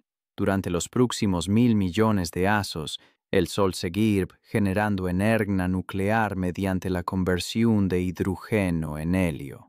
A medida que el Sol convierte el hidrógeno en helio en su núcleo, El peso molecular promedio aumenta, lo que provoca un aumento de la temperatura del núcleo y acelera la reacción de fusión conocida como cadena proton-proton.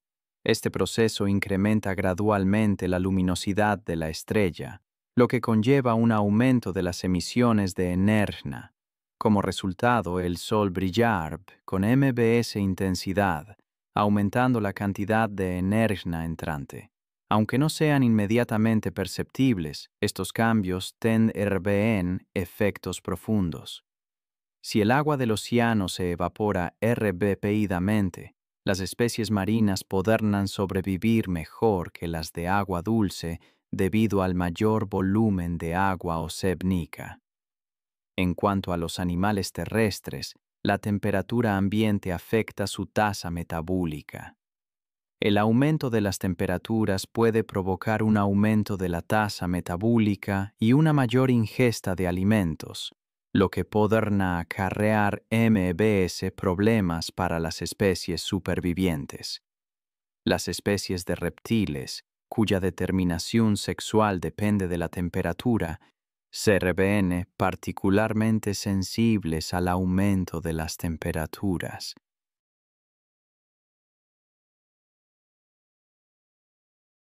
Los invertebrados podrán convertirse en los últimos animales de la Tierra, ya que pueden sobrevivir en temperaturas extremas. Antes de la aparición de la fauna diversa, algunos insectos, como los escarabajos, podrán soportar temperaturas de hasta 56 C. La vida terrestre es inicialmente MBS vulnerable que la marina. La pérdida de vegetación terrestre, debido a su efecto termorregulador, puede reducir la cantidad de nutrientes que llegan a los océanos, afectando a los ecosistemas marinos y a las poblaciones animales cercanas a las chimeneas volcánicas. La longevidad de los animales depende de la vida media del oxígeno en la atmósfera, que puede durar hasta 100 millones de años tras la extinción de las plantas. Algunas cianobacterias y fitoplancton pueden sobrevivir sin plantas gracias a su tolerancia a niveles muy bajos de dióxido de carbono. Esto puede continuar hasta que la atmósfera se agote por completo para cualquier forma de fotosíntesis. La evidencia fósil sugiere que ciertas especies animales podrán persistir incluso después de la extinción de la mayoría de las demás formas de vida. Los investigadores han estudiado el clima durante la explosión CBM Brica para predecir los cambios climáticos futuros. Se prevé que las temperaturas globales aumenten debido al calentamiento solar, lo que provocará una disminución de los niveles de oxígeno en la atmósfera y, en última instancia, una extinción masiva.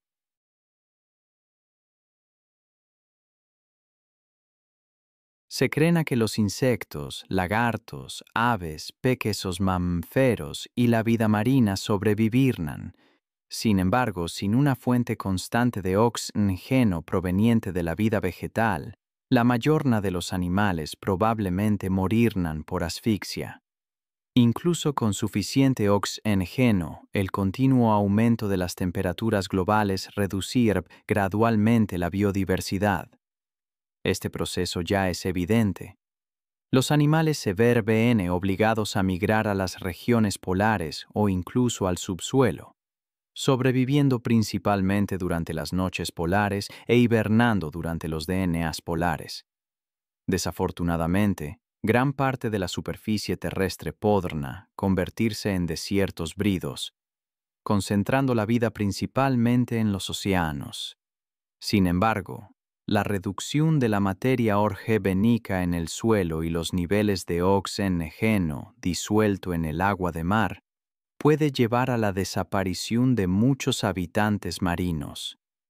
Similar a lo que ocurre en la Tierra, este proceso puede comenzar con organismos de agua dulce y eventualmente afectar a los invertebrados, especialmente aquellos que no dependen de plantas vivas, como las termitas o los gusanos que viven cerca de fuentes hidrotermales. Sin suficiente dióxido de carbono, la fotosíntesis es imposible, y sin vida vegetal. Imagine un mundo sin oxígeno libre, sin una capa de ozono. A menudo me he preguntado qué significará eso realmente.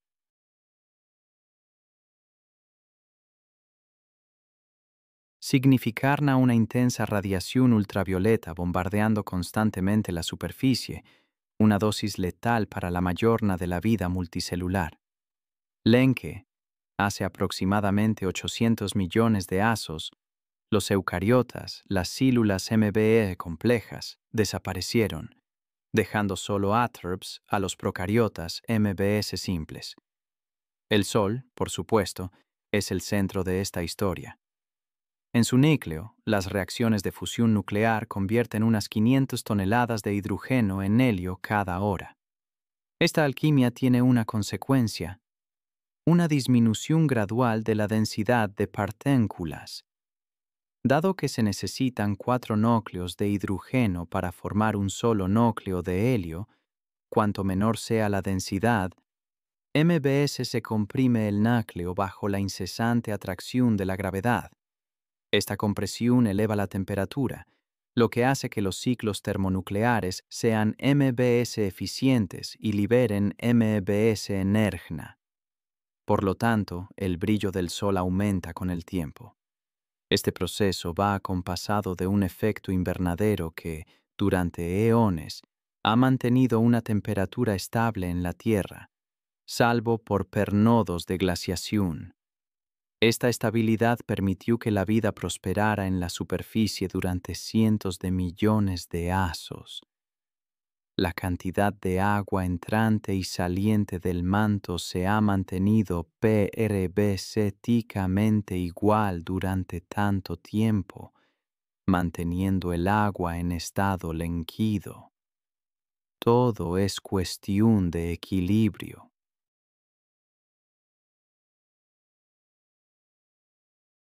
Pero actualmente, la cantidad de gases de efecto invernadero en nuestra atmósfera ha aumentado, alterando este delicado equilibrio energético. El efecto invernadero ve creando una capa adicional, causando el calentamiento global. La Tierra cuenta con un sistema regulador inter-RNN seco, el ciclo de silicato-carbonato. Este ciclo regula la cantidad de dióxido de carbono en la atmósfera, contribuyendo a ASN a mantener un clima estable.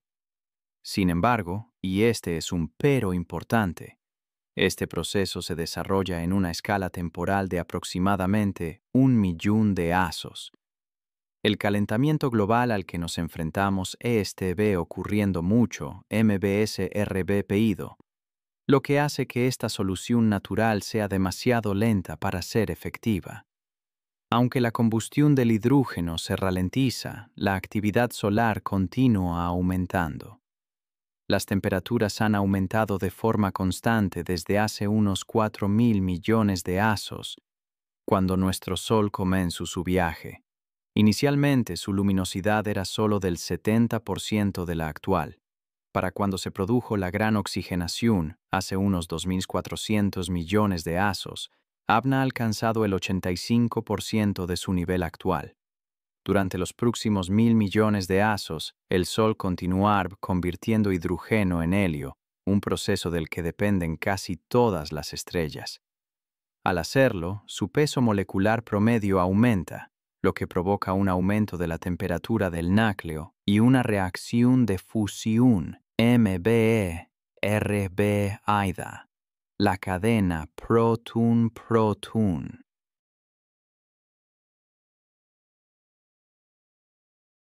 Esto, a su vez, aumenta gradualmente la luminosidad de la estrella. Las crecientes emisiones de energía del Sol harán que brille a MBS a medida que aumenta la cantidad de energía entrante. Casi toda la energía necesaria para el funcionamiento de la dinamo terrestre proviene de su núcleo. Dentro de aproximadamente 3.000 millones de asos, se espera que el núcleo interno absorba gran parte, si no la totalidad, del núcleo externo, dando como resultado un núcleo casi completamente sulido, compuesto principalmente de hierro y otros elementos pesados. La capa líquida restante, STARB, compuesta por elementos MbS ligeros, menos propensos a la mezcla y a la mica. La tectónica de placas es el resultado de la transferencia de calor desde el núcleo terrestre hasta su superficie.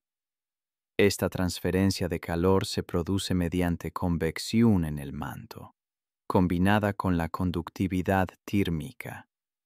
A medida que los flujos de calor alcanzan la corteza, liberan su energía y son expulsados por nuevas corrientes. Este movimiento horizontal en el manto superior impulsa el movimiento de las placas tectónicas.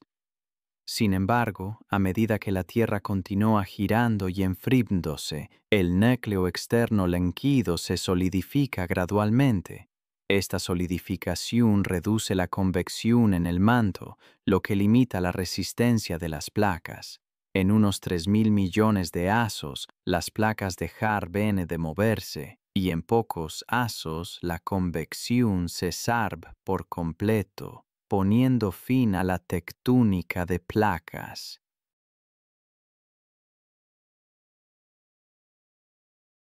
Si la tectónica de placas llega a su fin, el interior de la Tierra se enfriará con menor eficiencia, lo que ralentizará o incluso detendrá el crecimiento del núcleo interno. Esto, a su vez, podrá provocar la pérdida de la dinamo.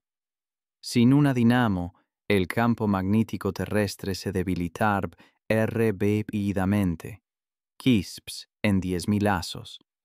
La desaparición de la magnetosfera provocará una mayor erosión de los elementos ligeros, en particular el hidrógeno, de la atmósfera terrestre, creando condiciones menos favorables para la vida.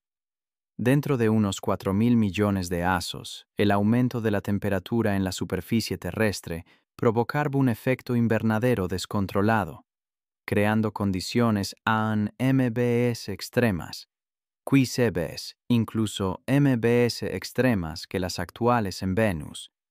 Esto provocará el calentamiento de la atmósfera y temperaturas superficiales superiores a los 500 grados Celsius.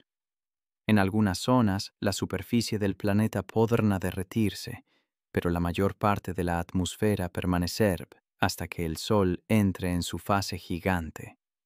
En ese momento, las biofirmas de la Tierra desaparecerán, reemplazadas por características causadas por procesos no biológicos. Todo rastro de la historia de la vida en la Tierra será destruido. Y luego, después de aproximadamente 4.500 millones de asos, la interacción entre la galaxia de Andrómeda, M31, y la VNA LBCTA formar una nueva galaxia que ha sido bautizada como Melcomeda.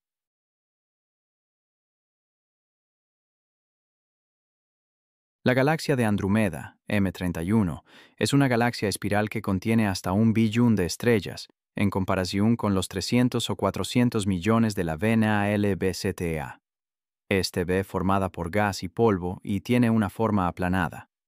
La VNA LBCTA ve en curso de colisión, no con otra estrella, sino con otra galaxia, Andrómeda. Es extraso pensarlo, ¿no verdad? Estas vastas, casi inimaginables estructuras se precipitan a través del espacio una hacia la otra. Durante mucho tiempo, pareció que las dos galaxias podrán evitar un impacto directo, pero sus trayectorias se han alteradas por la caótica danza de la gravedad. Earst qui ocurrir cuando finalmente se encuentren. En unos 2.000 millones de asos, la colisión será completa. Se formará una nueva galaxia gigante, un híbrido entre la VNA LBCTA y Andrómeda. Algunos ya la han llamado Leche y Cúmeda. Tendrá forma LNPTica, una esfera de estrellas dispersas. Esta colisión, por dramática que parezca, no afectar las órbitas de los planetas de nuestro sistema solar. Las distancias entre las estrellas son simplemente demasiado grandes para cualquier colisión directa. Los verdaderos cambios vendrán en MBS tarde, cuando el propio Sol comience a cambiar. Dentro de 5.000 millones de años, el Sol agotará sus reservas de hidrógeno y comenzará su transformación en una gigante roja. Se sustentará durante un tiempo fusionando hidrógeno en su núcleo, pero con el tiempo ese combustible también se agotará.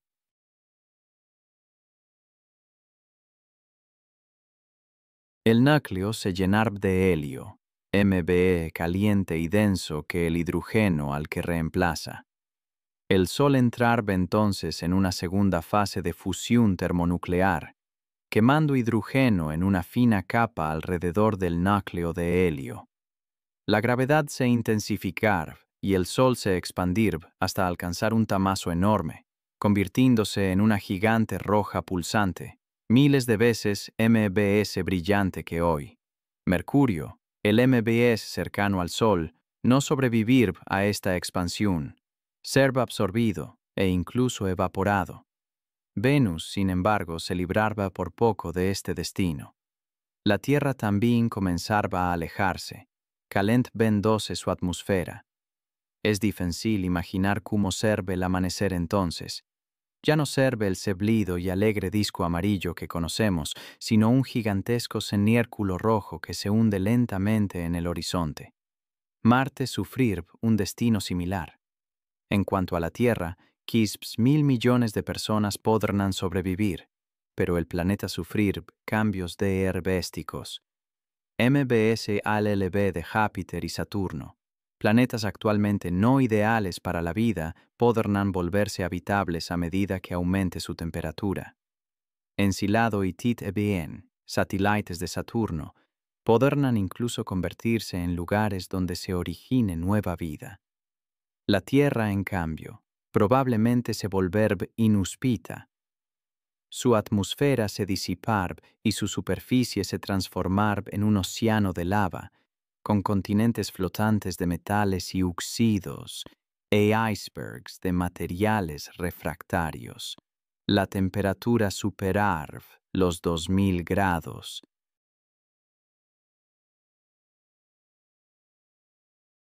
La fase MBS RBPIDA de la expansión del Sol como gigante roja ocurrir en sus etapas finales, dentro de unos 7.400 millones de años. Es mucho tiempo, lo sí. Una escala de tiempo casi imposible de comprender. Pero en el gran ballet cósmico es solo un abrir y cerrar de ojos. La Tierra se enfrenta a perspectivas de destrucción que no son meramente hipotéticas. Se basan en predicciones científicas, confirmadas por nuestros propios logros. Es un pensamiento aleccionador, en verdad, que incluso con todos nuestros avances, el destino final de nuestro planeta ya ve, en cierto modo, escrito en las estrellas. El Sol, en su vejez, probablemente se ha expandido significativamente, alcanzar un radio MB de aproximadamente 1,2 unidades astronómicas. En el proceso, perder MBS de un tercio de su masa actual, dispersándola en potentes vientos. Esta pérdida de masa provocará el ensanchamiento de las órbitas de cada planeta. Ahora bien, algunos estudios sugieren que Venus y la Tierra podrán evitar ser quemados, pero otras investigaciones indican que estos dos planetas aún estarán envueltos por fuerzas de marea, interacciones con la enrarecida y gaseosa capa exterior del Sol. La interacción gravitacional oscura de la Tierra con la atmósfera exterior del Sol provocar una compresión de la órbita terrestre, lo que reducirá el efecto de la resistencia de la cromosfera solar. Gradualmente la órbita terrestre compensará parcialmente la pérdida de masa solar.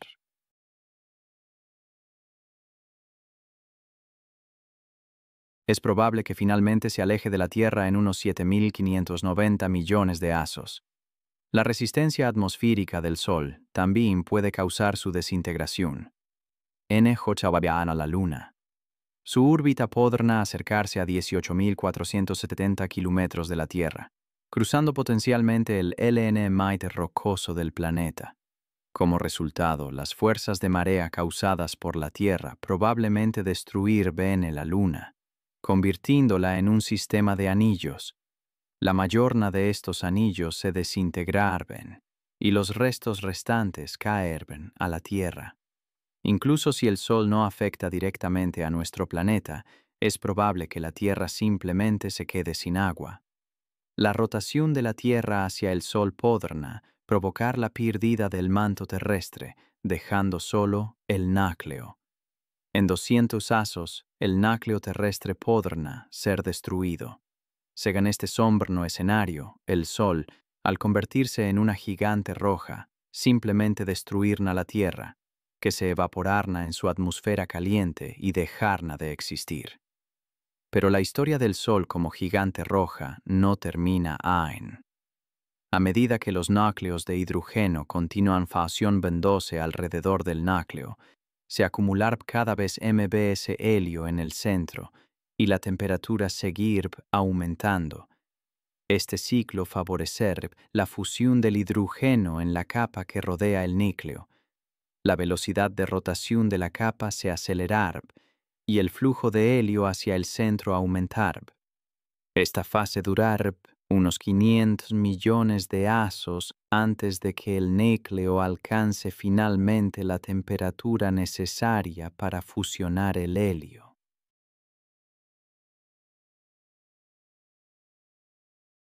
Este proceso, que conduce a la formación de carbono y oxígeno, se caracterizará por una erupción espectacular cuando el Sol se transforme en una estructura MBS subgigante. Pero este nuevo equilibrio no durará mucho. 100 millones de años después de la transición, al igual que el helio desplaza al hidrógeno, los núcleos de carbono y oxígeno también lo harán de la atmósfera.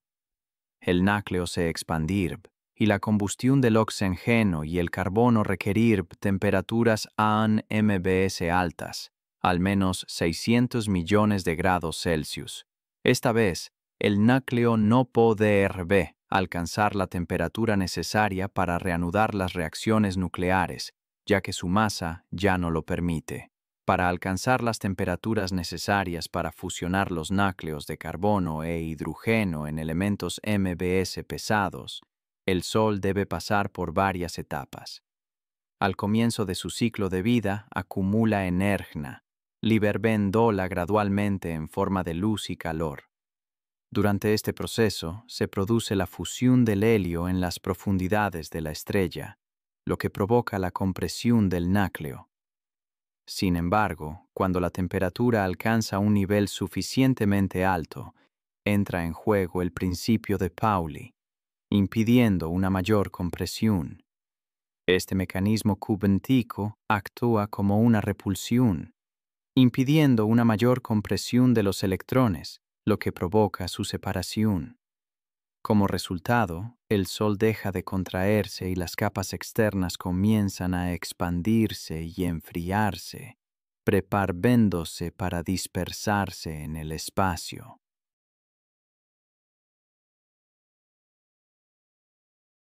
Finalmente, solo queda una bola de carbono y oxígeno de increíble densidad, conocida como enana blanca.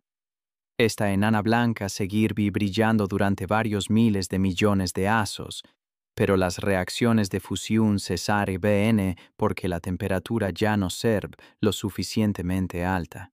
La energía térmica del Sol se disipará gradualmente en el espacio, dejando solo una esfera oscura y fría. En unos 9.000 millones de años, la masa del Sol será solo el 54% de su valor original. Al final de su existencia, nuestro Sol se convertirá en una enana blanca, compuesta de carbono y oxígeno. Su núcleo ya muerto y muestra su poder, absorbiendo los planetas, cometas y asteroides que giran a su alrededor. Todas las órbitas de los demás planetas se expandirán Si la Tierra continúa existiendo, su órbita se alejará el doble del Sol que la que conocemos hoy. En esta nueva órbita, el planeta se convertirá en una bola de hielo oscura, completamente desprovista de vida, orbitando su estrella a una velocidad reducida por la mayor distancia al Sol y su menor gravedad. Esto continuará durante MBS de 4.000 millones de asos. Entonces, el Sol enano blanco se enfriará a una temperatura de unos 2.000 grados. Su luminosidad disminuirá a menos de 3 millonísimas del nivel actual, y su calor ya no será medible. Se volverá invisible al ojo humano porque su radiación será muy débil y será ahogada por el fondo cósmico de microondas. El Sol pasará, dejando solo el recuerdo de su antigua gloria.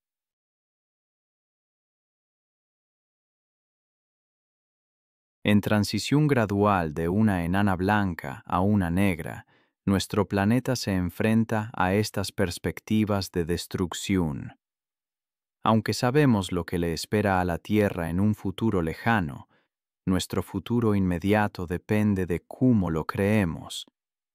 Esta perspectiva plantea importantes preguntas sobre el futuro de la vida en la Tierra y nuestras responsabilidades como especie. Reconocer este potencial futuro requiere que profundicemos en nuestro conocimiento científico y desarrollemos estrategias para preservar el medio ambiente. Debemos encontrar soluciones innovadoras para preservar la biodiversidad. Puede parecer lejano, pero el fin de nuestro planeta es inevitable. No a escala humana, por supuesto, sino desde la perspectiva de la evolución natural de nuestro sistema solar. Es una reflexión aleccionadora. Para comprender verdaderamente estos fenómenos y sus consecuencias, creo que debemos desarrollar y estudiar constantemente el mundo que nos rodea. Cuanto MBS aprendo, MBS me doy cuenta de la importancia de proteger nuestro medio ambiente y buscar nuevos caminos hacia un futuro sostenible para las generaciones venideras.